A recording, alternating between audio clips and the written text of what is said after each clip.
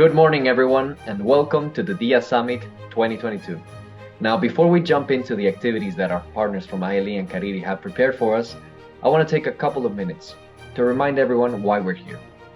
At the Trust, our initiatives seek to promote educational and economic opportunities, as well as government accountability and transparency. Our mission is to promote social and economic inclusion for vulnerable communities in the Americas through partnerships with the private, public, and non-for-profit sectors. Our program is called DIA, which stands for Democratizing Innovation in the Americas.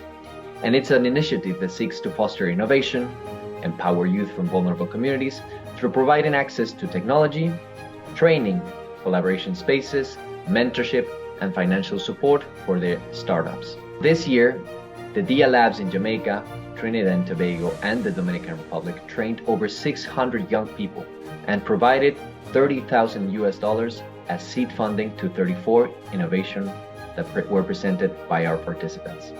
Additionally, over 1,000 people have benefited from the lab's technologies, collaboration spaces, mentorship opportunities, or have participated in one of our events or workshops.